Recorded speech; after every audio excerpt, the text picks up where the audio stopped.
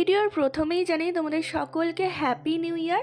আসলে এটা অনেক দিন আগের ভিডিও, কিন্তু ভিডিওটা আমার পোস্ট করা হয়নি। জানোই তো এখন ছেলেকে স্কুল থেকে এনে আর একদমই সময় থাকে না যে আমি একটু ভিডিও করি, এডিট করব। ভিডিও তো আমার প্রচুর ভিডিও করা আছে, কিন্তু এডিট করার সময় পাচ্ছি না। আর দেখো সকালবেলা টিফিনে আমি ভোরবেলা এটা বানিয়েছিলাম লুচি আর আলুর দম, আর সেটাই গোপালকে ভোগ দিয়ে ছেলেকে নিয়ে স্কুলে গিয়েছিলাম। আর দেখো এখন তো আমি ছেলেকে নিয়ে একাই যাই স্কুলে, ডাক্তারবাবু সময় পায় না। আর ছেলেকে স্কুল থেকে ফেরার পথে দেখো ছেলে বললো একটু ডাব খাবে। আসলে ওর বাবা থাকলে প্রায় দিন খাওয়ানো হয়, কিন্তু ওর বাবা যখন যায় না তখন খুব কম সময়ই আমি খাওয়াতে পারি। আসলে তাড়াহুড়ো করি যে কখন বাড়ি যাব। বাড়ি যেতে অনেক টাইম লাগে, 12:30টার সময় বাড়ি পৌঁছাই।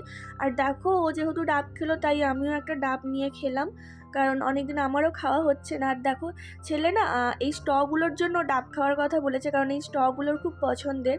আরও গ্রিন কালারটা যেহেতু ছিল সেই কারণে আমি একটা ব্লু কালার নিচ্ছিলাম। আমি ওনাকে বললাম যে এটা ব্লু কালার দিন, তো উনি দেখো একটা ব্লু কালার দিল। আসলে এই স্ট্রগুলো ছেলের খুবই পছন্দের, আর ও সেই কারণেই ডাব খেয়েছে শুধুমাত্র। তো দেখো এখন আমরা বাড়ি ফিরছি অটোয় করে। তো বন্ধুরা আমি এসেই আগে ভাতের হাঁড়ি বসিয়েছি। আমি ড্রেস চেঞ্জ করার আগে ভাতের হাঁড়িটা বসিয়ে দিই, তার কারণ হচ্ছে যত তাড়াতাড়ি আমি রান্না করবো তত তাড়াতাড়ি আমার ছেলেটা খেতে পারবে। আর যখন ডাক্তারবাবু বিশেষ ডিউটি থাকে তখন তো খুবই সমস্যা হয়। ডাক্তারবাবু এখন মাঝে মাঝে কী করে, মাছটা চেনে ভেজে রেখে দেয় বা নুন হলুদ মাখিয়ে রেখে দেয়, বা হয়তো একটু ভাতটা করে রেখে দিলে। এখন এটাই হয়, কারণ 12:30টার সময় এসে 1টার মধ্যে ডাক্তারবাবু খেয়ে দিয়ে বেরোবে, সম্ভব হয় না। আর দেখো আজকে রান্নাবান্না করেছি একদম সিম্পল, ডাল করেছি, আলু উচ্ছে ভাজা করেছি, আর হ্যাঁ আলু ভাতে দিয়েছিলাম। আর এখানে দেখো কালকে চিকেন আছে, কিন্তু চিকেনটা কেউই খায়নি, ওটা ফেলাই গিয়েছিল। আর এখানে হয়েছে দেখো ডিমের তরকারি। তো একদম সাদামাটা রান্না হয়েছে আজকে।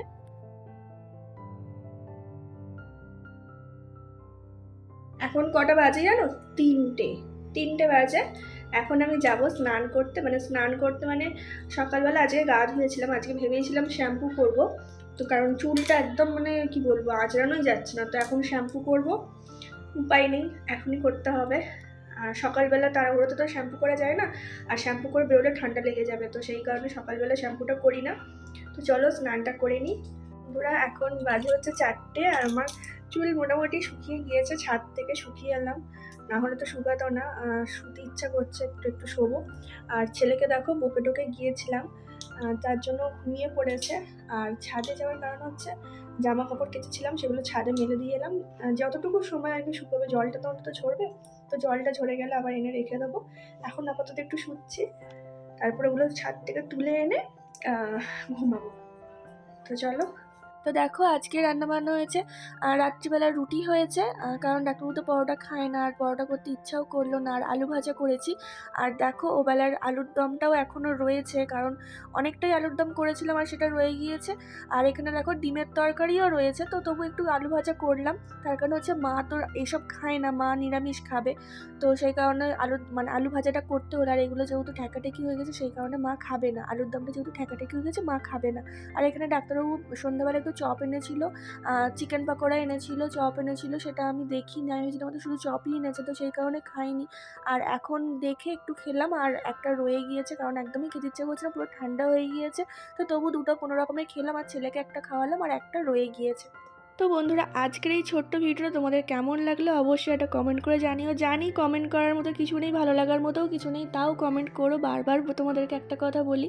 আর দেখো বন্ধুরা আমাদের ছোট্ট গোপালকে আমি আজকে অঙ্গরাগ সাজিয়েছি, তো কেমন হয়েছে তোমরা বলো।